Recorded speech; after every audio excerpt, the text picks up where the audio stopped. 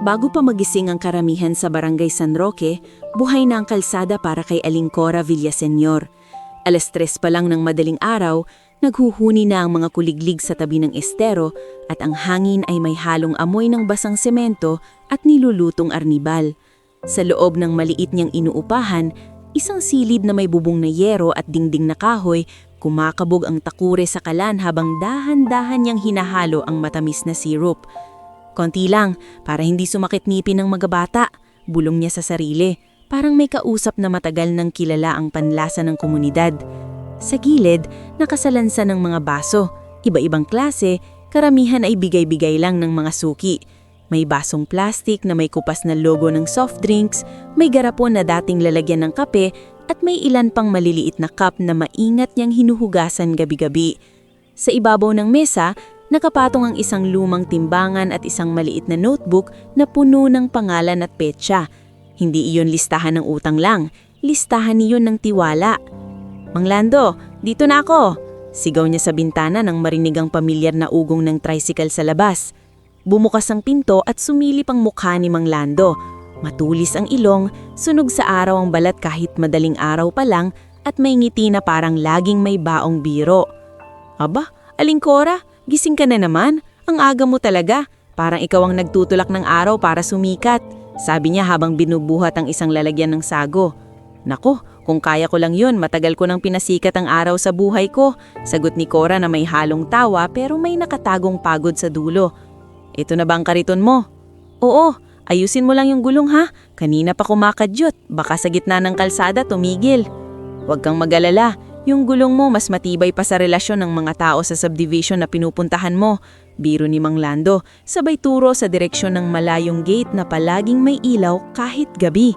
Napangiti si Cora pero hindi na sumagot. Alam niyang may katotohanan sa biro. Doon sa subdivision na iyon, mga bahay na mataas ang bakod, mga halaman na parang sinuklay bawat dahon at mga sasakyang kumikislap-kislap. Hindi basta-basta ang galaw ng mga taong tulad niya. Maya-maya, umusad na ang kariton sa makitid na kalsada. Tinutulak ni Cora abang si Mang Lando ay nakasunod sa tricycle, handang tumulong kapag sumabit ang gulong sa bato o sa kanal. Sa bawat hakbang, maririnig ang mahinang kalansing ng kutsara at baso at ang malambot na tunog ng takip ng kaldero. Pagdating nila sa tapat ng sari-sari store ni Tita Mirasol, naroon na ang ilaw sa tindahan. Parang hindi natutulog ang tindahan na iyon dahil sa dami ng dumadaan at bumibili kahit madaling araw. "Ay, heto na si Reyna ng taho," sigaw ni Tita Mirasol hawak ang walis tambo. "Tita, wag mo kong tinatawag na Reyna. Baka mamaya marinig ng mga Reyna sa loob ng subdivision ipatapon pa ako," pabirong sagot ni Cora pero may kabuntot na buntong hininga. Lumabas si Tita Mirasol, bilugan ng mukha at laging may pulbos ang pisngi, parang handa sa kahit anong chismis at kahit anong gulo. Inabot niya kay Cora ang 2 baso na makapal. "Eto, gamitin mo to, mas sosyal tignan, baka sakaling maawa ang mata nila sa'yo," sabi ni Tita Mirasol. "Salamat tita, ikaw talaga, kung hindi ka nagtindahan bagay kang maging, abogado ng mga taho vendor." "Wag na, Aling Cora, baka sa bibig pa lang makasuhan na ako. Basta ingat ka doon, narinig ko yung mga bago raw sa homeowners mahihigpit." Tumigil sandali si Cora, nakapulupulupot ang kamay sa hawakan ng kariton. "May bago na naman?" "Oo, sabi ng anak ng pinsan ko na kasambahay doon, may mga meeting, may mga listahan. Gusto nila yung paligid malinis daw, lalo na sa gate." Hindi sumagot si Cora, hindi dahil wala siyang sasabihin, kundi dahil sanay na siya. Sa tagal niyang naglalako, marami na siyang narinig. Bawal ang vendor, bawal ang maingay, bawal ang mabaho, bawal ang mukhang mahirap. "Aling Cora!" May boses na sumigaw mula sa kabilang kanto. Si Nene Papi iyon. Payat, nakapusod ang buhok at may dalang maliit na barya sa palad. Kahit madaling araw, nakauniforme na siya at ang bag niya ay halatang luma, may tahi-tahi sa gilid. "Nene, bakit gising ka na? Ang aga pa!" sabi ni Cora, mabilis na lumapit at hinaplos ang ulo ng bata. "May quiz po kami ngayon," sabi ni nanay, "pag nag-aral daw ako ng maaga, papasa ako. Tsaka, bibili po sana ako ng taho, kahit kalahati lang." Inabot ni Papi ang barya, nanginginig pa ang kamay sa lamig. "Nako, quiz! E di dagdagan natin ang lakas ng utak mo. Kumuha si Cora ng baso at nilagyan ng taho, hindi kalahati kundi halos puno. Nilagyan niya ng ekstra sago at hindi niya sinukat ang arnibal. Tama lang, sakto sa matamis na kaya ng bata. Aling Cora, wala po akong pambayad sa sobra. Mahina ang boses ni Papi. Bayad mo na yung ngiti mo at pag nakapasa ka, balitaan mo ko. Yan ang sukli ko, sabi ni Cora sabay kindat. Tumakbo si Papi palayo, hawak ang baso na parang kayamanan. Sa ganitong mga sandali, nakakalimot si Cora sa tuhod niyang masakit, sa daliri niyang namamanhid at sa bigat ng kariton. Kaya niya ginagawang maaga ang mundo dahil may mga batang tulad ni Papi na naniniwala pa sa simpleng lambing. Nang malapit na sila sa gate ng subdivision, ang tawag ng mga tao ay Villa Montellano Heights, parang may royalty. Sumalubong ang maliwanag na ilaw at ang lamig ng hangin na tila iba ang amoy. Dito, mas amoy ang pabango kaysa usok. Naroon si Kuya Sani, security guard, nakatayo sa ilalim ng guardhouse. May hawak siyang flashlight kahit maliwanag na, parang habit na lang. Sa loob ng gate, may mga CCTV na umiikot at may maliit na sign na no vendors allowed inside.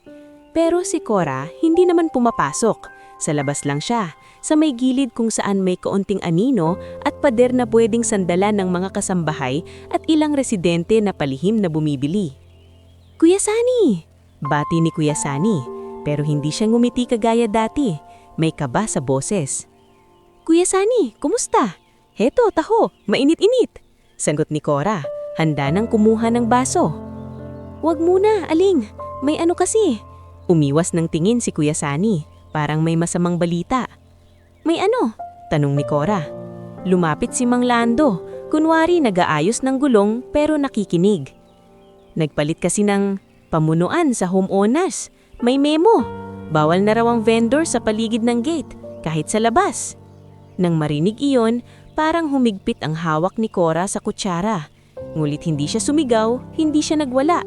Pinagdaanan na niya ang mas malala sa buhay. Kuya, sa labas lang naman ako.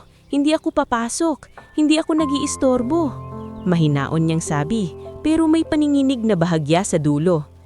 Alam ko, Aling, pero may nagreklamo. Sabi nila, di raw maganda tignan. Hindi raw maganda tignan? Ulit ni Cora.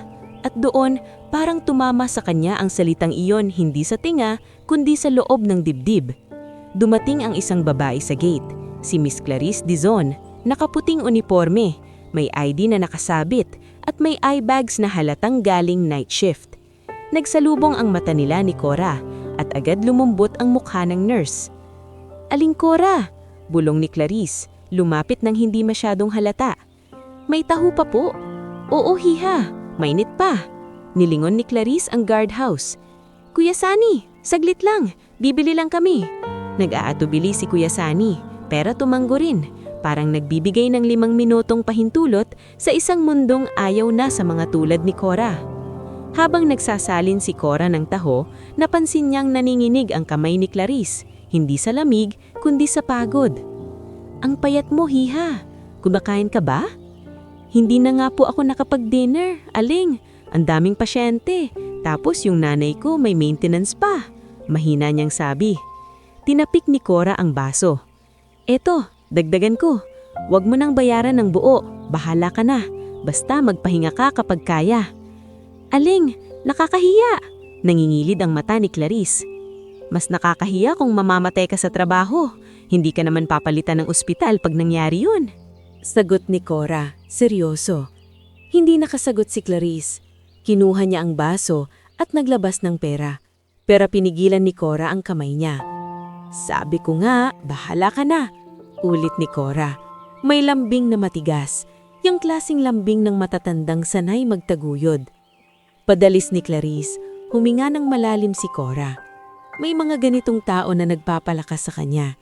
Hindi dahil mayaman, kundi dahil marunong umunawa.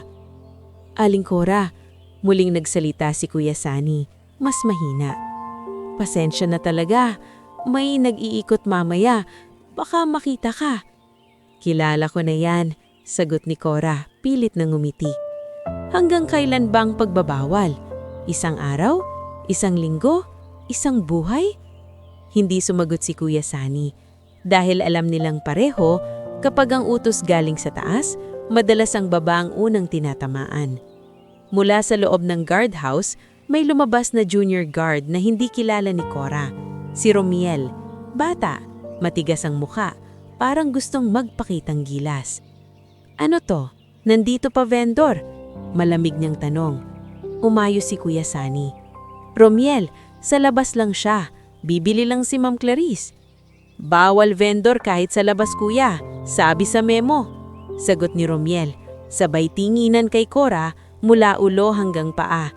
Isang tinging parang hinuhusgahan ng dumi kahit malinis ang apron ni Cora. Naramdaman ni Mang Lando ang inis. Hoy bata, taho lang yan, hindi droga.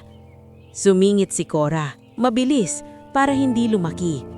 Sige kuya, hindi ako manggugulo. Magpapahinga lang ako sa kanto. Lalayo ako konti. Kinuha niya ang hawakan ng kariton at dahan-dahang itinulak palayo sa gate, parang tinatanggap na naman ang isa pang pag-uurong sa mundo. Habang lumalayo, narinig niya ang bulong ni Romiel. Ang dugyot kasi tignan, kaya nagrereklamo. Doon, napapikit si Cora saglit. Hindi dahil sa luha, kundi dahil pinipigilan niyang lumabas ang lahat ng sakit na matagal nang nakatago. Sa edad niyang ito, sanay na siyang masugatan ang balat ng dangal. Pero may mga araw na mas masakit ang salita kaysa sugat. Sa kanto, sa may pader na may lumang poste, huminto siya. Umupo siya sa maliit na bangko na dala niya at inabot ni Mang Lando ang thermos ng tubig. Aling, uwi na tayo. Baka masamain pa nila. Hindi ka na bata, sabi ni Mang Lando, may halong galit at padaalala. Umiling si Cora. Hindi pa, may mga suki pa ako, may mga batang naghihintay, may mga kasambahay na sa taho ko lang nakakabili ng almusal nang hindi napapagalitan. Tao ka rin aling, mariing sabi ni Mang Lando. Tao ako, oo, sagot ni Cora, nakatingin sa kalsada. Kaya nga ako lumalaban. Tahimik lang. Sa bulsa ng apron niya, naramdaman niya ang maliit na notebook, yung listahan ng tiwala. At sa loob ng kahon sa ilalim ng kariton, naroon din ang lumang sobre na palaging niyang dala kahit hindi niya binubuksan.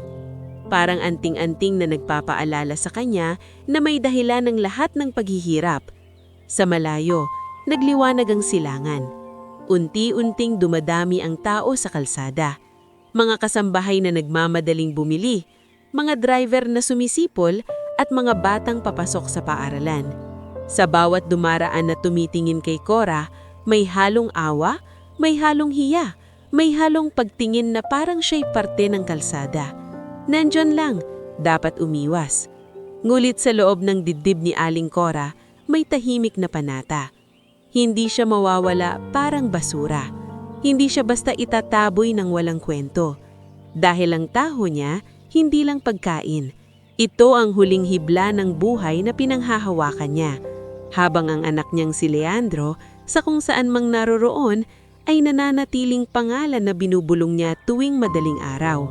Kasabay ng paghalo ng arnibile at kasabay ng pag-asa na balang araw, may araw na sisikat na para sa kanila. Kung sa unang mga linggo ay simpleng bawal na ang vendors lang ang naririnig ni Aling Cora Villaseñor, ngayong unti-unti nang tumitigas ang hangin sa may gate ng subdivision, parang bawat umaga ay may bagong patibong. Hindi na siya basta pinapaalis, pinahihiya siya sa paraang hindi madaling ipaglaban dahil laging may salitang patakaran na nakasabit sa dulo. Madaling araw, 4:00 pa lang, nagsisindi na siya ng maliit na ilaw sa gilid ng kariton para makita ng mga dumadaan ang baso at takip. Malinis ang mga gamit niya. Binababad niya sa mainit na tubig ang mga baso gabi-gabi sa inuupahan niyang maliit na kwarto malapit sa palengke. Pero kahit ganon, habang itinutulak niya ang kariton papunta sa gate, ramdam niyang hindi na siya welcome. Pagdating niya roon, sinalubong siya ni Kuya Sunny, security guard, na lagi namang naka-uniform na parang laging may iniisip. May hawak siyang clipboard at mas seryoso kaysa dati. Aling Cora, sabi ni Kuya Sunny hindi makatingin ng diretsyo. May bago na namang memo. Kailangan ilagbook ka muna. Name, address, anong oras ka dumating, saka kung kanino ka nagbebenta. Napangiti si Aling Cora kahit nanlalambot ang tuhod niya. Kuya, taho lang to. Di naman ako pumapasok sa loob. Dito lang ako sa labas, sa gilid ng gate. Alam ko, Aling. Huminga ng malalim si Kuya Sunny. Pero inuutos ni Ma'am Isay, yung treasurer ng HOA. Sabi niya dapat may record daw, baka raw may reklamo. Reklamo? Ulit ni Aling Cora, sabay puna sa pawis. Sino ba naaabala ko? Ang bumibili sa akin sila rin ang lumalapit.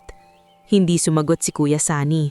Sa halip, itinuro niya ang isang maliit na mesa sa gilid, parang extension ng gate. May ballpen, may logbook na bago, at may nakadikit na papel na may malaking sulat. No vendors beyond this point. Habang nagsusulat si Aling Cora ng pangalan niya, dumating si Mang Lando, tricycle driver na madalas maghatid sa kanya ng mga supplies. Nakita niyang naninginig ang kamay ni Aling Cora. Ano to, Aling? Bulong ni Mang Lando. Parang checkpoint ah. Wala, Lando. Mahinang sagot ni Aling Cora, pilit na tinatawa. May memo na naman daw, baka raw may reklamo. Reklamo? Nailing si Mang Lando. Yung mga nakatira dyan nga, sila pa yung nagpapabili sa'yo. Si Ma'am Clarice nga, lagi kang hinahanap. Parang tinawag ang pangalan niya. Maya-maya ay dumaan si Miss Clarice Dizon sa may gate. Nakapang OPD scrubs, may tote bag, halatang galing sa night shift. Pagkakita niya kay Aling Cora, kumaway siya agad. Nay Cora! Masigla niyang bati, pero nang mapansin ang mesa at logbook, bumaba ang ngiti. Bakit parang pinapahirapan na naman kayo? Wala to, sagot ni Aling Cora, nagmamadaling tumayo. May listahan lang daw. Anong sayo, iha? Sago at arnibal? Oo, Nay. 2 baso. Si Clarice ay naglabas ng pera, tapos sumulyap kay Kuya Sunny. Kuya, kailangan ba talagang ganyan? Dito lang naman siya. Tumikhim si Kuya Sunny. Miss, utos po yan, kung pwede lang. Gets ko, putol ni Clarice, pero halatang pigil ang inis. Pero hindi yan makatao. Nagkibit balikat si Kuya Sunny na parang gustong humingi ng tawad pero hindi niya magawa. Kinuha ni Clarice ang baso ng taho, tapos lumapit kay Aling Cora ng mas malapit. Nay, ingat kayo, bulong niya. Narinig ko sa loob, si Mrs. Danica Montellano C. nagagalit daw sa vendors. May charity branch sila sa weekend, baka lalo kayong bantayan. Nang marinig ang pangalang Danica, napalunok si Aling Cora. Parang may malamig na kamay na humawak sa dibdib niya, pero hindi niya ipinahalata. Tumanggo lang siya. Salamat, iha, sagot niya. Basta tuloy lang tayo, Diyos na bahala. Hindi pa tapos ang umaga, may sumunod na pagpapahirap. Isang araw, pagdating ni Aling Cora sa gate, biglang may bagong guard na hindi niya kilala. Matangkad, malapad ang balikat, at ang tingin ay parang hinuhusgahan na siya kahit wala pa siyang ginagawa. Bawal, sabi nito agad. Sino ka? Ako si Cora, sabay turo sa logbook. Nakalista ako dyan, dito lang ako sa labas. Wala akong pakialam, putol ng guard. Bawal ang vendor, umalis ka. Napatingin si Aling Cora kay Kuya Sunny na nasa loob ng gate, pero si Kuya Sunny ay parang binigatan ng manapaa. Lumapit siya pero maingat. Kuya Otip, pakiusap ni Kuya Sunny sa bagong guard. Si Aling Cora yan. Dito lang siya sa gilid, di naman pumapasok. Pinapayagan naman dati. Dati, diin ni Kuya Otip. Ngayon iba na. May bagong pamumuna. Kung gusto niya, kumuha siya ng permit. Permit? Ulit ni Aling Cora. Halos pabulong. Saan po kukuha? Sa barangay. Sa HOA. Bahala ka, sagot ni Kuya Otip. Sabay tingin sa kariton na parang may nakita siyang mali. At yung ilaw mo, patayin mo. Baka illegal connection yan. Nabigla si Aling Cora. Battery lang to, kuya. Para lang makita ng dumadaan. Patayin, ulit ni Kuya Otep. Sa gilid, si Tita Mirasol, may-ari ng sari-sari store sa kanto, ay dumaan para kumuha ng yosi. Nakita niya ang pangyayari at napasugod. Hoy, ano ba? Tahong-taho lang yan, sigaw ni Tita Mirasol. Kung maka-illegal connection ka, kala mo naman. Tita, pakiusap ni Aling Cora, hinawakan ng braso niya. Hayaan mo na, baka lalo lang. Doon niya unang naramdaman ang bigat ng takot mawalan ng hanap buhay na laging dala ng mahihirap. Hindi lang siya ang natatakot, pati ang mga gustong tumulong. Sa aram ding iyon, napilitan si Aling Cora pumunta sa barangay hall para magtanong ng permit. Nandon si Kapitan Ruel Mercado nakaupo sa swivel chair, may kape at may ngiting pang politiko. "Aling Cora," sabi ng kapitan, kunwari mabait. "Ay naku, kilala ka namin, sipag mo. Pero alam mo naman, may rules." "Opo, Kap," mahinahon niyang sagot. "Sabi po sa gate, kailangan daw ng permit. Magkano po? Paano po?" Nagkunwaring nag-isip si Kapitan Ruel tapos sumulyap sa assistant niya. "May processing fee yan, Aling. Saka, kailangan mo rin ng clearance sa HOA. Yung mga Montelanos ay, sila yung malakas ngayon." Tumango si Aling Cora, pero ramdam niyang hindi simple. "Kap, wala naman po akong extra. Pangbenta lang po ito, panggamot, pangbigas." "Eh di maghanap ka lang sponsor," sagot ni Kapitan Ruel parang biro. "Baka yung mga suki mo diyan sa subdivision." Paglabas ni Aling Cora, halos manghina siya. Sa labas naghihintay si Mang Lando. "Anong sabi?" tanong ni Mang Lando. "May fee daw," sagot ni Aling Cora napapailing. "Tsaka clearance sa HOA. Parang hindi nila ako gustong payagan." Napasuntok si Mang Lando sa hangin. "Grabe, parang pinag-iinitan ka na talaga." Dahil dito, mas lalong gumapang ang pagod at sakit sa katawan ni Aling Cora. Sa gabi kapag hinahalupos niya ang namamagang tuhod, napapapikit siya at pinipigilan ng pagdaing. Naaalala niya ang mga panahong mas malakas pa siya, noong kaya niyang magbuhat ng tray sa catering, noong ang asawa niya'y buhay pa at may kaagapay siya sa renta. Ngayon, mag-isa na lang siya. At ang anak niyang si Leandro, matagal nang nasa Maynila. Kapag tinatanong siya ni Nene Papi minsan habang bumibili ng taho, lagi niyang sinasagot, "Nagtatrabaho lang yun anak, busy." Pero sa totoo, hindi lang busy ang dahilan. May mga bagay siyang ayaw ikwento sa kahit kanino dahil kapag binuksan niya ang sugat, baka hindi na siya makatayo kinabukasan. Isang linggo, matapos ang misa, pumayag si Father Gael Navarro na magbenta siya sa tapat ng simbahan. Sa ilalim ng puno, may mga tao ring bumibili. Mga nanay, mga batang naka-uniform, mga tatay na galing sabong. Hindi kasing laki ng kita sa subdivision, pero may pakiramdam siyang ligtas. "Nay Cora?" tawag ni Father Gael matapos ang misa. "Dito ka muna, wag mo munang ipilit sa gate kung pinapahirapan ka." "Father," sagot ni Aling Cora halos mahiyain. "Salamat po, pero doon po kasi ang may pambili. Dito, barya-barya nang." Lunapit si Clarice na kasabay niyang nagmisa. "Nay, kung gusto nyo, may mga kakilala ko sa health center, baka matulungan kayo sa gamot." Umiling si Aling Cora. "Ayokong maging pabigat, iha." "Hindi kayo pabigat," mariing sagot ni Clarice. "May karapatan kayong maghanap buhay ng marangal." Habang nagsasalita sila, may dumaan na sasakyan na mamahalin. Sa loob, napansin ni Aling Cora ang isang babaeng nakasalamin. Mukhang pamilyar pero hindi niya matandaan kung saan. Saglit lang yon pero parang may dumaan ng hangin ng nakaraan. Kinagabihan, sa maliit niyang kwarto, binuksan ni Aling Cora ang kahon ng plastic cups at takip. Naghahanap siya ng resibo dahil kailangan niya ring bilangin ng puhunan. Doon niya nakita ang lumang sobre na matagal nang nakatago sa ilalim ng lumang tela. Pinagmasdan niya ang sulat kamay sa harap. "Para kay Cora, huwag mong itapon." Sa loob, may mga resibo ng ospital. May lumang papel na may tatak at isang sulat na may pirma. LV. Napatigil siya. Napaupo sa sahig. Parang bumigat ang dibdib niya at sumakit ang lalamunan. "Anak," bulong niya sa hangin. Hindi niya alam kung ang tinatawag niya ay ang anak niyang malayo o ang batang siya noon na kailangang maging matapang. "Hanggang ngayon, dala ko pa rin." Sa labas, may nagtitinda ng fishball na dumaan, may ingay ng motorsiklo at may tumatawang mga kabataan. Pero sa loob ng maliit na kwarto ni Aling Cora, tahimik ang mundo.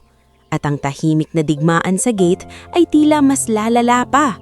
Habang ang lumang sobre sa kamay niya ay parang paalala na ang mga nangyari noon ay hindi pa pala tuluyang tapos. Kinagabihan, habang mahigpit na hawak ni Aling Cora Villaseñor ang lumang sobre na may sulat kamay na, "Para kay Cora, huwag mong itapon." parang may sariling tibukang papel sa palad niya. Sa loob nito, naroon ang mga resibo ng ospital, mga tatak na matagal ng kupas, at ang pirma na hindi niya makalimutan, LV. Isang pirma na naging dahilan kung bakit sa tuwing naririnig niya ang apelidong Sai o Montellano, bigla siyang nauubusan ng hangin. Anak, bulong niya sa dilim. Hindi niya alam kung si Leandro ba ang tinatawag niya o ang alaala ng sarili niyang kinailangang tumatag para mabuhay. Sa labas, tuloy ang ingay ng mundo, mga motor, tawanan, patak ng ulan sa yero, pero sa loob ng maliit na kwarto, parang may paparating na bagyo at hindi ito tungkol sa panahon. Lumipas ang ilang linggo. Dumami ang memo, dumami ang bantay, dumami ang mata. Kung dati, kaya pa niyang ipwesto ang kariton sa may pader na malapit sa gate ng Villa Montellano Heights, ngayon ay kailangan pa niyang lumayo, sa kanto, sa tapat ng lumang poste, kung saan mas kaunti ang dumadaan. At kahit ganon, hindi pa rin siya tinantanan. Isang madaling araw habang nagbubuhos siya ng taho sa baso para kay Nene Papi, nakita niyang may nakatayo sa guardhouse na hindi niya kilala. Nakabarong, may hawak na folder at may suot na ID na nakasabit. Sa tabi, si Ma'am Isay Laperal, HOA Treasurer, na laging nakaayos ang buhok at parang laging may nasusulat sa isip. Aling Cora, tawag ni Ma'am Isay, malamig ang boses na parang aircon ng clubhouse. Ikaw ba yan? Tumayo si Cora, mabilis na pinunasan ng kamay sa apron. Opo, ma'am. May record ka na sa barangay? Tanong ni Ma'am Isay. Sinubukan ko po. Sabi po may fee at kailangan ng clearance. Exactly. Tumanggo si Ma'am Isay, parang teacher na nagpapatunay ng mali. So, wala kang clearance. Ibig sabihin, illegal ang pagbebenta mo rito. Ma'am, sa labas lang po ako. Hindi po ako pumapasok. Hindi issue kung saan ka nakatayo. Sumingit ang lalaking nakabarong. Issue yung image ng subdivision. May event kami soon. Ayaw naming may vendor sa paligid. Narinig iyon ni Mang Lando, nakakadating lang dala ang sago. Lumapit siya, nanginginig sa inis, pero pinipigilan. Ma'am, tao po yan. Matanda na. Tahon-taho lang, hindi naman siya nagkakalat, sabi ni Mang Lando.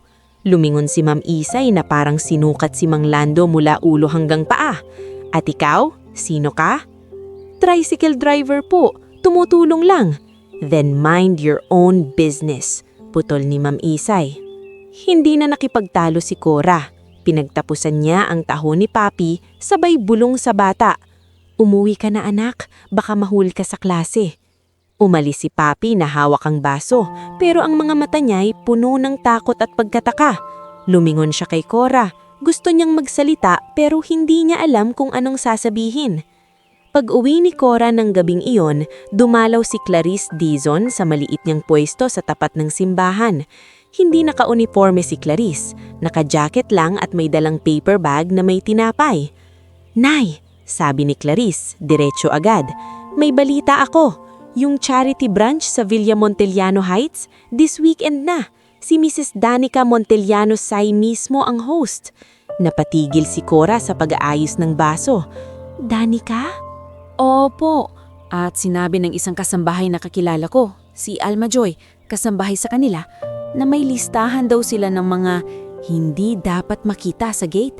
Vendors, mga tambay, kahit ng mga batang naglalaro. Parang sumikip ang dibdib ni Cora. Bakit ako, hiha? Tahimik lang naman ako. Dahil gusto nilang magmukhang perpekto, sagot ni Clarice, gigil na gigil.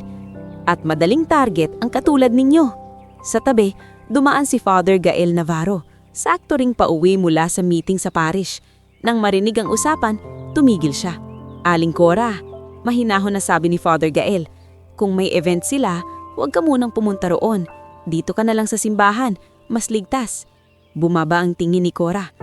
Father, dito po, barya-barya lang. Sa gate po ako kumikita. Yung gamot ko, yung renta, yung bigas. Lumapit si Father Gael at hinawakan ang balikat niya. May mga pagkakataon na ang pag-iwas ay hindi kahinaan. Minsan, proteksyon. Ngunit si Cora, Sanay sa mga gabing kulang ang kita at sa mga umagang kailangan pa ring ngumiti. Alam niyang kung hindi siya pupunta, walang mangyayari sa buhay niya at baka mas lalo siyang malubog sa utang sa butika ni Mang Benji. Kahit isang araw lang, Father, pakiusap ni Cora. Subukan ko lang. Pag nakita kong delikado, aalis ako. Hindi na nakasagot si Father Gael. Si Clarice ay napakagatlabi. Halatang gustong pigilan si Cora, pero alam din niyang hindi niya kayang bayaran ang realidad ng matanda. Dumating ang araw ng charity brunch. Hindi ito simpleng almusal. Mula pa sa umaga, may mga tarpaulin sa loob ng subdivision, may tent sa clubhouse, may sound system na mahina pero sosyal pakinggan, at may mga sasakyang sunod-sunod na dumaraan. Sa labas ng gate, may mga guards na naka-standby at may 2 barangay tanod na nakapwesto. Parang may inaabangang mahuhuli. Maaga pa lang, tinulak na ni Cora ang kariton niya papunta sa kanto. Hindi sa mismong gate, kundi sa mas malayo, para hindi masabing nanggugulo. Malinis ang apron niya, may takip ang mga baso, at ang ilaw niya ay hindi niya binuksan. Ayaw niyang bigyan sila ng dahilan. Aling, wag na tayo, pakiusap ni Mang Lando habang nag-aayos ng gulong. Iba yung vibe ngayon, parang may setup. Lando, sagot ni Cora, pilit na matatag. Isang araw lang, kailangan ko lang ng kita. Pag wala, paano gamot ko? Sa gilid, may ilang kasambahay na palihim na lumapit, halatang nagmamadali bago sila makita. Isa sa kanila si Alma Joy, payat, may eye bags at halatang kabado. Nay Cora, bulong ni Alma Joy, mabilis. Pasensya na, pero umalis na po kayo. May sinasabi sila sa loob, may mag-iikot daw, may pinapahanap sila. Pinapahanap? Tanong ni Cora, kumakabog ang dibdib. Tumanggo si Alma Joy. Sabi ni Ma'am Danica, ayaw daw niyang makita kayo rito, lalo na kayo, Nay. Ewan ko po bakit, pero parang... Hindi na natapos ni Alma Joy ang sasabihin. May tumawag sa kanya sa loob. Joy, dali! Napaatras si Alma Joy at mabilis na tumakbo pabalik. Iniwan si Cora na may kakaibang lamig sa sikmura. Hindi pa lumilipas ang 1 oras, may dumating na grupo mula sa gate. Nasa unahan si Ma'am Isay, kasama ang 2 guards, si Kuya Otep at yung batang guard na si Romiel. At sa likod, 2 barangay tanod na pamilyarang muka, si Tanod Gimo at si Tanod Bards. At sa gitna nilang lahat, nakasuot ng eleganteng dress at malaking salamin, dumating si Mrs. Danica Montellano C. Mahaba ang buhok, makintab ang alahas, at ang ngiti ay hindi umaabot sa mata. Sa tabi niya, nakapolo barong si Attorney Percival C. At sa likod, si Bianca C. Naka-white na blouse, hawak ang phone na parang handang mag-video. Iyan ba yun? Tanong ni Danica, nakatingin sa Cora na parang bagay na nasa maling shelf. Opo, ma'am. Sagot ni Ma'am Isay. Nandito pa rin. Lumapit si Danica. Dahan-dahan, parang sinasadya niyang ipakita sa lahat na siya ang may kontrol. May ilang residente sa loob ng gate na sumisilip. May ilang kasambahay na nakatayo sa malayo. At sa labas, may mga dumadaan na napapatingin. Aling, sabi ni Danica. Kunwari, kalmado. Ilang beses na naming sinabi, bawal ka rito. Nasa labas po ako, ma'am. Mahinahon na sagot ni Cora. Nakayuko pero matatag. Hindi po ako pumapasok. Nagtatrabaho lang po ako. Trabaho? Sumingit si Bianca, may pilit na tawa. Bakit parang kung ano-ano yan? Napatingin si Cora, bakas ang sakit. Hindi po ako namamalimos, nagdebenta po ako. Ano yan? Biglang tanong ni Ate Percy, sabay turo sa maliit na ilaw sa gilid ng kariton kahit patay. Baka nakakabit yan kung saan, sigurado ka? Battery lang po yan. Sagot ni Cora, nanginginig ang boses, para lang po sa... Tanod, sabi ni Danica, biglang tumigas ang tono. Pakicheck, baka may hindi tama. Lumapit si Tanod Gimo at sinilip ang kariton, parang may hinahanap. Si Cora ay napaatras ng kaunti, pilit kinakalma ang sarili. Ma'am, wala pong... Simula ni Cora. Sumingit si Bianca at tinapik ang gilid ng kariton, sapat para umaga ang takip ng kaldero. Kumalansing ang metal at gumalaw ang ilang baso. Hay, ang kalat, sabi ni Bianca, sabay takip ng ilong na parang naiirita kahit wala namang amoy. Sa gilid nakarinig si Clarice, kakagaling lang niya sa labas para sana bumili dahil alam niyang kailangan ni Cora ng kaunting kita. Nang makita niya ang kumpul ng tao, mabilis siyang lumapit. "Mrs. Danica," sabi ni Clarice, pigil ang galit. "Bakit po kayo ganyan? Matanda po yan." Lumingon si Danica at ngumiti ng malamig. "At ikaw naman, nurse, alam mo ba kung ano-ano ang pwedeng maikalat sa paligid? May event kami, mga bisita. Ayaw naming may nakakaabala." Tumigil sandali ang hininga ni Cora sa salitang nakakaabala. "Ma'am, malinis po yan," pilit ni Clarice. "Ako po mismong bumibili, wala pong problema. Ako ang may-ari ng lugar at ayokong nandito to." Sa likod sumingit si Mang Lando, hindi na nakapagpigil. "Ma'am, nasa labas nga siya, hindi siya pumapasok." Bago pa matapos ang sinabi ni Mang Lando, umusad si Kuya Utep at hinarangan siya. "Tama na, umatras ka. Huwag niyo siyang pag-initan," sigaw ni Mang Lando. Parang naging hudyat iyon para kumilos ang mga tanod. Lumapit sila sa kariton at si Romiel ay humarap kay Cora. "Umalis ka na, nanay." Malamig na utos ni Romiel. "Kuya, sandali lang. Kukunin ko lang po yung mga gamit ko." Pakiusap ni Cora. Ngunit si Danica halatang nagmamadali. "Pakialis na, nakakaabala." Lumapit si Tanod Pards para alalayan sana si Cora palayo sa gitna, pero sa pagmamadali at siksikan, natisod si Cora sa may gilid ng kariton. Napaupo siya ng marahan, nagulat at napahawak sa tuhod. "Wag!" sigaw ni Clarice, pero huli na.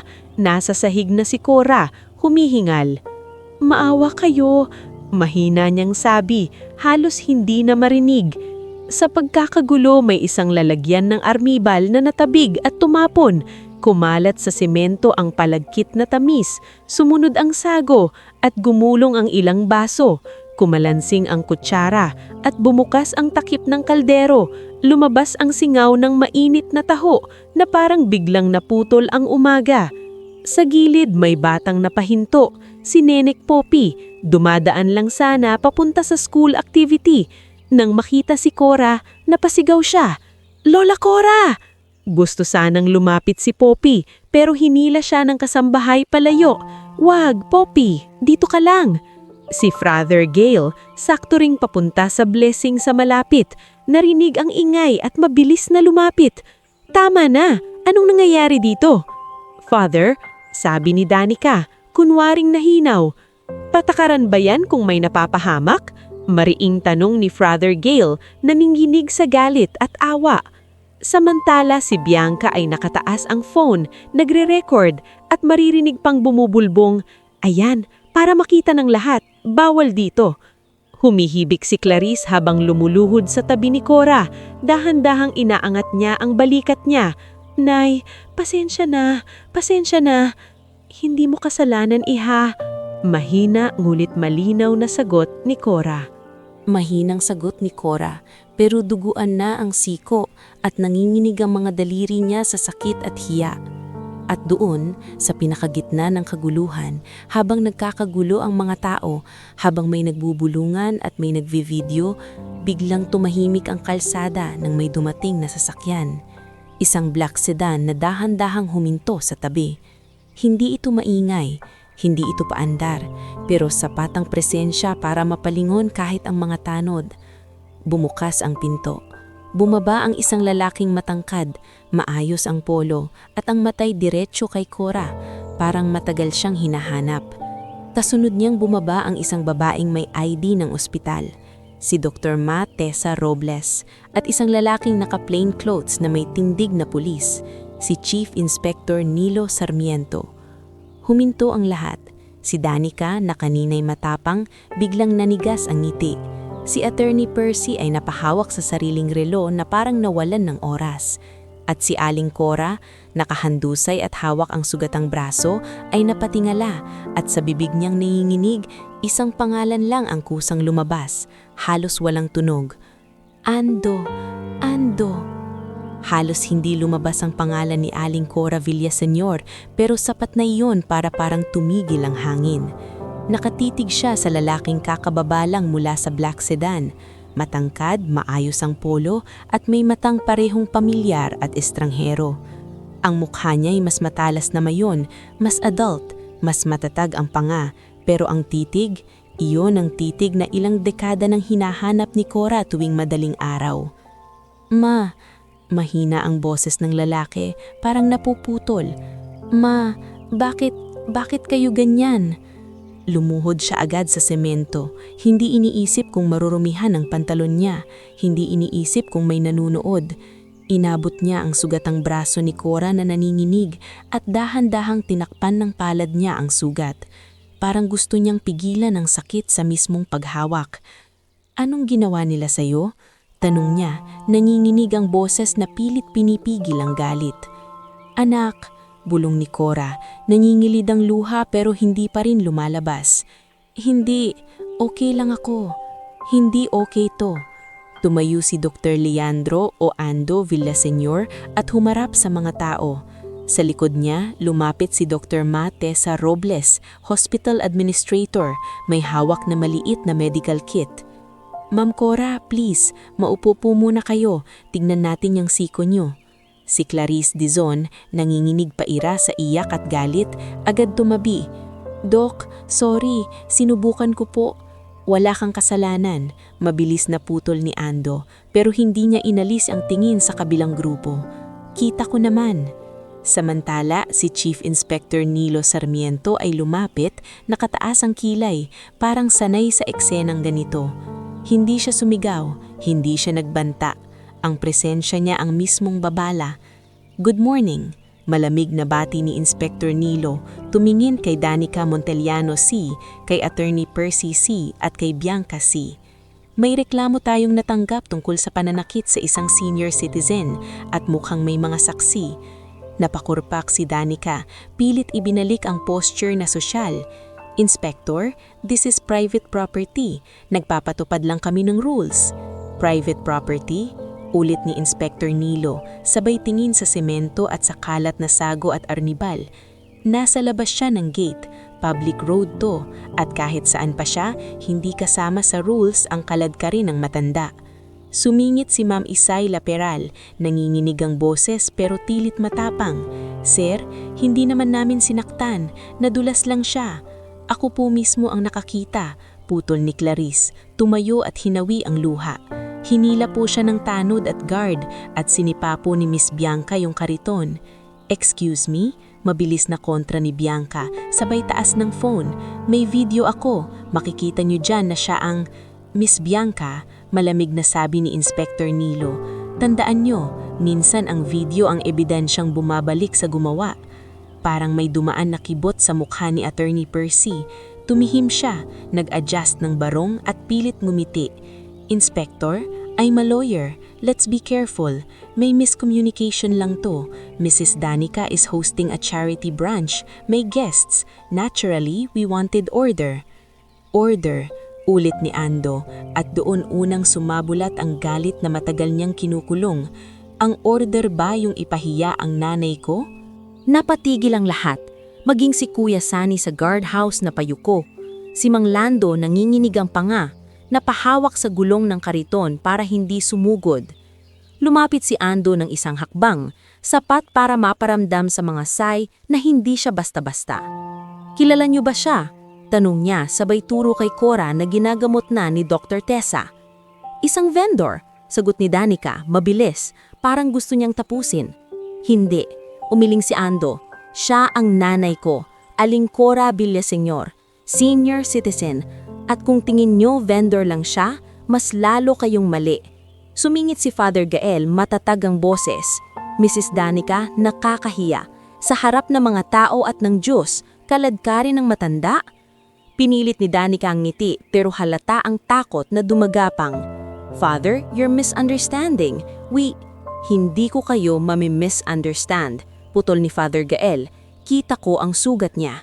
Bumuntong hininga si Ando tapos tumingin kay Inspector Nilo. Inspector, may dalawang bagay akong gusto. Una, proteksyon para sa nanay ko. Pangalawa, tumigil siya saka naglabas ng folder mula sa bag na hawak ni Dr. Tessa. May mga dokumento ako at tingin ko interesado kayo rito. Napatingin si Attorney Percy, para bang may lumang multo na biglang tumayo sa likod niya. "Dok, ano yan?" tanong ni Inspector Nilo, pero hindi pa hinahawakan. Hinihintay niyang voluntaryong ibigay. "Records," sagot ni Ando. "Hindi lang tungkol sa nangyari ngayon. May lumang kaso, lumang report, at may pirma rito na matagal ko nang hinahanap." Doon parang sumikip ang paligid. Si Cora na nakaupo na sa bangko na dinala ni Mang Lando, napatingin kay Ando na parang gustong pigilan. Ngunit huli na. Naroon na ang anak niya at dala nito ang bigat ng nakaraan. "Anong pinagsasabi mo?" Pilit na tawa ni Danica, pero basag. "Wala kaming kinalaman sa kung ano man yan." Hindi sumagot si Ando agad. Lumapit siya kay Cora at yumuko. "Ma," mahinang sabi niya, "bitbit mo pa rin ba yung sobre?" Napatitig si Cora, parang bumalik sa kanya ang gabing hawak niya ang lumang sobre, ang pirma na LV, ang resibo ng ospital. Dahan-dahan siyang tumanggo. "Kaya pala," pabulong niyang sabi, "kaya ka dumating." Tumayo si Ando at muling humarap sa mga say. "May utang kayo. Hindi pera ang unang utang, kundi katotohanan." Si Dr. Tessa ay tumabi kay Ando. "I can verify those hospital records," sabi niya, diretso, walang ligoy. "And I remember the old case. That was one of the reasons the admin changed policies later." Tumalon ang kilay ni Danica. "Tessa, don't what?" Balik ni Dr. Tessa. "Takpan ulit? Hindi na panahon." Sa likod, ang mga residente sa loob ng gate ay dumadami ang silip. Si Sir Toby Yu, residenteng negosyante na laging tahimik, napalapit sa gate. Si Miss Clarice nakatayo sa harap, parang bantay ni Cora. Pati si Tita Mirasol dumating na rin, hawak ang walis, hindi malaman kung uupakan ng hagin o iiyak. "Anong nangyayari?" bulong ni Sir Toby. "Nanay ni Doc Ando yan," sagot ng isang kasambahay. "Sila yung pinahiya." Maya-maya, lumapit si Inspector Nilo sa dalawang tanod. "Ikaw, Tanod Gimo. Ikaw, Tanod Pards. Sino ang nag-utos na hawakan ng matanda?" Napatakbo ang tingin ng dalawang tanod kay Danica. Halos hindi na sila makapagsinungaling. "Ma'am, si Ma'am Danica po ang nagsabi," mahina ni Tanod Pards. Namutla si Danica. I said remove the vendor. I didn't say drag her." Pero yan ang nangyari. Malamig na sabi ni Inspector Nilo, sabay sulat sa maliit na notepad. "At may saksi, may sugat, may video. Lahat yan ay pwedeng pumasok sa kaso." "Attorney Percy," biglang sabi ni Ando, ang boses niya ay mas mabigat kaysa kanina. "Kilala mo ba yung pirma na to?" Dahan-dahan niyang binuklat ang folder at ipinakita ang isang lumang papel na may tatak. Hindi nakikita ng lahat, pero si attorney, sa isang tingin, parang naubusan ng dugo. "Doc, this is irresponsible," pilit niya sabi. "Hindi mo alam ang context." "Context?" ulit ni Ando, at biglang naglabas siya ng isang lumang resibo, katulad ng nasa sobre ni Cora. "Noong bata ako, naaksidente ako. Si Ma ang nagbenta ng alahas niya, nagbenta ng gamit para mapagamot ako. Pero may nangyari sa billing, may honorarium na biglang lumubo, may resibo na may pangalan ng donor, Sai Foundation." Napasinghap ang ilang residente. Si Ma'am Isay na kanina'y matapang, biglang nanliit. "Hindi ko sinasabing masama ang tumulong," tuloy ni Ando. "Pero ang masama, ginagamit ang tulong para mang-alipusta, para manakot, para kontrolin." Sumingit si Danica, halos pasigaw. "Wala kang karapatan, matagal na yan." "Matagal na yan, oo," sagot ni Ando. "Mas tahimik pero mas nakakatakot. Pero ang ginawa nyo ngayon, patunay na hindi kayo nagbago. Nanay ko pa rin ang sinasaktan nyo kahit lumipas ang taon." Si Cora, nanginginig, napahawak sa braso ni Clarice. "Anak, tama na," bulong niya. Takot na lumaki ang gulo. Tumingin si Ando sa kanya, lumambot ang mukha niya saglit. "Ma, matagal mo kong pinrotektahan. Ngayon, ako naman." Lumingon siya sa mga say at sa unang pagkakataon, naramdaman nilang hindi sila ang may hawak ng eksena. Hindi pera, hindi pangalan, hindi guards, kundi katotohanan at batas. "Inspector," sabi ni Ando, "gusto kong magsampa ng reklamo, physical injury, elder abuse, at kung pwede, i-review nyo rin yung lumang report na to. May pirma at may dahilan kung bakit natabunan noon. Lumapit si Inspector Nilo, kinuha ang folder. We'll process this. At ngayon, immediate, tumingin siya sa Danica at Ate Percy. Hihingi kayo ng tawad. Dito, ngayon. Natawa si Bianca, pilit na matapang. Are you serious? Very, sagot ni Inspector Nilo, walang emosyon.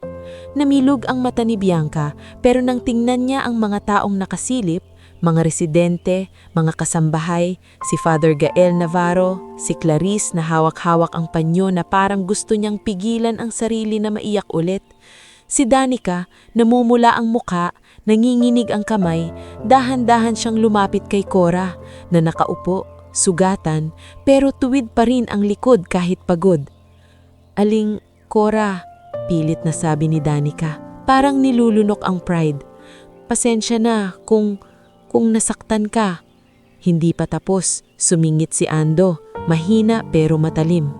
Hindi yan tunay. Sabihin mo kung ano ang ginawa mo. Napapikit si Danica at doon parang bumigay ang tuhod niya sa bigat ng kahihiyan at takot. Sa harap ng mga tao, sa harap ng pulis, sa harap ng pari, at higit sa lahat sa harap ng anak na matagal nang hinanap ni Cora, napaluhod si Danica. At nang lumuhod siya, parang domino ang sumunod. Si Attorney Percy, na alam niyang mas malalim ang pwedeng hukayin, dahan-dahang lumuhod din. Si Bianca, nanginginig, napilitan. Pati si Ma'am Isay na kanina'y akala mo hindi marunong yumuko kahit kanino, napaluhod sa gilid. Patawad, mahina ni Danica, nanginginig ang labi. Pinahiya kita, sinaktan kita, mali ako. Ang mga tao, tahimik. Ang hangin, mabigat. At si Aling Cora, kahit nanginginig, hindi siya tumawa, hindi siya nagdiwang. Ang tanging ginawa niya ay tumingin kay Ando, parang nagtatanong kung totoo ba to o panaginip lang. Yumuko si Ando at hinawakan ang kamay niya. Totoo to ma, bulong niya, at hindi na nila mauulit. Totoo to ma, bulong ni Dr. Leandro Ando Villaseñor habang hawak ang kamay ng nanay niya at hindi na nila mauulit. Sa harap nila, nakaluhod pa rin si Danica Montellano, si Attorney Percival Say, si Bianca Say, pati na si Ma'am Isay Laperal na kanina'y akala mo hindi marunong yumuko kahit kanino. Tahimik ang mga tao, mga residente sa loob ng gate na nakasilip, mga kasambahay na nakatayo sa gilid, si Father Gael Navarro na nakapamewang pero nanginginig ang panga, at si Clarice Dizon na hawak-hawak ang panyo na parang gusto niyang pigilan ng sarili na maiyak ulit. Si Inspector Nilo Sarmiento ang unang bumasag ng katahimikan. Kuya Sani, tawag niya sa guardhouse, pakisara muna ang gate at pakinot. Walang lalabas hanggat hindi natin nasisigurado ang safety ni Ma'am Cora. Nataranta si Kuya Sani pero sumunod. Opo sir. Sa tabi, sina Tanod Gimo at Tanod Pards ay parang nawalan ng lakas. Ang dalawang iyon na kanina'y umawak at humila, ngayon ay nakatungo at hindi makatingin kay Cora. Inspector, sabi ni Cora, pilit bumabangon kahit masakit ang tuhod. Ayoko na po ng gulo. Gusto ko na lang umuwi. Ma, agad sabi ni Ando, hinawakan ng balikat niya. Uuwi tayo, pero hindi sa lumang kwarto mo. Hindi na. Tinapik ni Dr. Tessa Robles ang kamay ni Cora. Ma'am, kailangan po nating linisin yung sugat. Mas okay sa clinic o ER. May tetanus risk. Napailing si Cora. Ay, hindi na. Mahal. Libe, putol ni Ando. Matatag pero malambot ang mata. At huwag mo nang isipin yan. Sa gilid, sumingit si Clarice. Naninginig ang boses. Doc, can I help? I can ride with her para mabantayan yung BP niya. Tumanggo si Ando. Please, salamat. Habang binubuhat ni Mang Lando ang natirang gamit ni Cora, mga baso, takip, at yung natapong kaldero na may konting taho pang natira, nilapitan siya ni Father Gael. Anak, sabi ni Father Gael kay Ando, kung sino ka man sa trabaho mo, salamat sa pagbalik. Pero tandaan mo, huwag mong gawing paghihigante ang lahat, gawing pag-aayos. Tumanggo si Ando, huminga ng malalim. Father, hindi ko sila sisirain dahil ang galit ako. Gusto ko lang tumigil sila. At gusto ko ring maitayo yung hindi na kayang ibigay ng nanay ko mag-isa. Nang maisakay si Cora sa sedan, sumunod si Clarice sa likod, habang si Dr. Tessa ay nagturo ng pinakamanapit na klinik. Si Inspector Nilo naman ay naiwan sa gate, kinausap ang mga tanod at guards at maingat na tinanggap ang folder ng mga dokumento. Ate Percy, malamig na sabi ni Inspector Nilo, "You'll receive a notice at kung may balak kayong aregluhin, huwag niyong subukan sa akin. Malinaw ang proseso." Napalunok si Percy. "Inspector, we can discuss." "Sa station," putol ni Inspector Nilo. "Not here." Pagdating sa klinik, agad nilinis ang sugat ni Cora.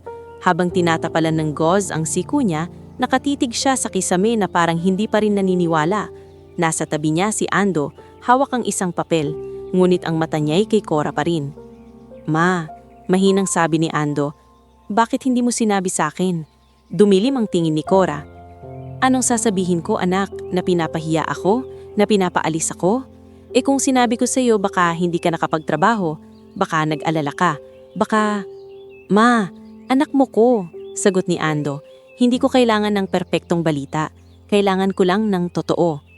Napailing si Cora, napapikit. "Akala ko kaya ko pa.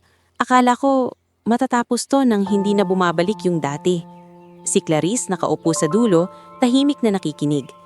"Nay Cora," mahina niyang sabi, "marami po talagang tao na gumagamit ng patakaran para mang-api. Pero hindi po ibig sabihin wala tayong laban." Tumingin si Cora kay Clarice at doon bumigay ang luha.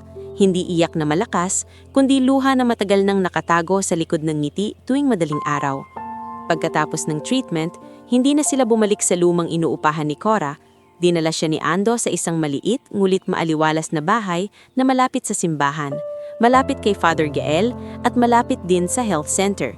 May maliit na sala, may bintana na may kortina at may kusina na hindi tagpi-tagpi ang dingding. "Dito ka muna," sabi ni Ando habang binubuksan ang ilaw. Hindi ito mansyon, pero safe. May hangin, may araw. Napahawakan si Cora sa gilid ng mesa, parang sinusubok kung totoo. "Anak, magkano to? Baka..." "Ma," ngumiti si Ando. "Ang tagal kong inipon yan. Para sa'yo, hindi para sa kung sino." Kinabukasan, dumalaw si Tita Mirasol dalang tinapay at kape. Sumunod si Mang Lando, may bitbit na maliit na electric fan at bagong gulong para sa kariton.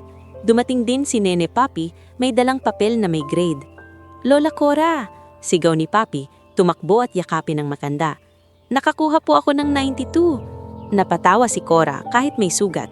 "Ayan, sabi ko sa'yo, taho ang pampatalino." Sa likod ni Papi, naandon si Father Gael, ngumiti at nag-cross. "Salamat sa Diyos." Sa hapon na yon, nag-usap sila ni Ando tungkol sa susunod. Hindi tungkol sa paghihiganti, kundi tungkol sa direksyon. "Ma," inilapag ni Ando ang laptop sa mesa. "Hindi ko gusto na magtinda ka pa rin sa kalsada araw-araw, pero alam ko rin, yan ang buhay mo, yan ang dignidad mo." Tumanggo si Cora. "Ayoko rin ng palamunin, anak, pero gusto ko rin naman ng pahinga. Kaya may proposal ako." Sabi ni Ando. "Seryoso? Gagawa tayo ng maliit na co-op. Coras, Taho, and Kakanin Co-op. Hindi lang ikaw, isasama natin sina Ma'am Lando, Tita Mirasol, si Clarice kung may time, pati yung mga kasambahay na gustong magtrabaho ng maayos." "Kasambahay?" tanong ni Cora, nagulat. Tumango si Ando. "Si Alma Joy, kinausap ko siya. Takot siya sa amo niya pero gusto niyang umalis. Kung mabibigyan natin siya ng trabaho, may income, may training, makakaalis siya sa cycle ng pang-aapi." Natahimik si Cora. "Anak, delikado yan. Baka balikan ka nila." "May proseso na," sagot ni Ando. "Si Inspector Nilo gumagalaw. At saka hindi naman iligal ang pagtulong. Ang iligal, yung pananakit." Mabilis na dumating ang mga sumunod na linggo na parang bagong kabanata. Si Ando, gamit ang koneksyon sa ospital at mga kaibigan sa medical community, nakahanap ng maliit na pwesto na pwedeng rentahan malapit sa palengke. Malinis, may tubig, may tamang sanitation. Si Dr. Tessa ang tumulong sa permits, FDA-like requirements sa simpleng food prep, barangay clearance na hindi pahirap, at training sa basic hygiene. "Ma'am Cora," sabi ni Dr. Tessa isang araw habang tinitignan ng bagong stainless table. Hindi ito para maging malaking negosyo agad, para ito maging safe, para walang makapagsabi na dugyot. Napangiti si Cora, pero may pait. Sana nun pa nila naisip yan bago nila ako husgahan. Dumating ang unang orientation ng co-op sa maliit na bahay ni Cora. Nandoon sina Mang Lando, Tita Mirasol, Clarice, Father Gael, at kahit si Sir Toby Yu, yung resident na negosyante na tahimik sa subdivision, nagpakita rin, may dalang envelope. Doc Ando, sabi ni Sir Toby, alanganin pero tapat. Hindi ko nagustuhan yung nangyari. Marami sa loob, tahimik lang kasi takot. Pero may mga gustong tumulong. Inabot niya ang envelope kay Ando. Small support, pang start, at kung kailangan nyo ng supplier, I can connect you. Nagulat si Cora. Sir Toby! Ngumiti si Sir Toby, bahagya. Ma'am, may mga tao ring natututo. Samantala, si Clarice ay naglakad ng papel para sa scholarship ni Neneng Papi. Si Father Gael ay nag-announce sa simbahan na may programang pangkaburayan para sa mga gustong magbenta ng malinis at makataong pagkain. Si Mang Benji sa butika, nang marinig ang nangyari, pumayag sa installment ng utang ni Cora at nagbigay pa ng discount. Pero hindi ibig sabihin na wala agad ang takot. Isang gabi, habang nagbibilang si Ando ng mga gastos, tumawag si Inspector Nilo. Doc, seryosong sabi sa telepono. Update. Attorney Percy is requesting a settlement. Danica Scamp is trying to control the narrative. May mga press din, pero may video at may witnesses. Malakas ang kaso. Huminga si Ando. Inspector, I don't want publicity. I want safety for my mom and accountability. Then keep your mom away from that gate, sagot ni Inspector Nilo. At huwag kayong magpapaprovoke. Ang best revenge nyo, ang pag-angat niya. Pagkababa ng tawag, lumapit si Ando kay Cora na nakaupo sa mesa, nag-aayos ng baso. Ma, hindi ka na babalik sa gate. Dito na tayo. Dito tayo magsisimula. Tumingin si Cora sa anak niya at sa ulang pagkakataon, hindi natakot ang nakita niya sa sarili, kundi pag-asa na may kasamang pagod, oo, pero may direksyon. Kinabukasan, nagbukas ang maliit na tindahan. Walang grand opening na fireworks, walang camera crew, walang ribbon cutting. Isang simpleng karatula lang na sinulat ni Tita Mirasol sa karton, Cora's Taho, malinis, makatao, para sa lahat. Unang dumating si Neneng Papi, dala ang kaibigan niyang si Jiro. Sumunod si Clarice, may dalang 2 baso para sa mga kasamahan sa klinik.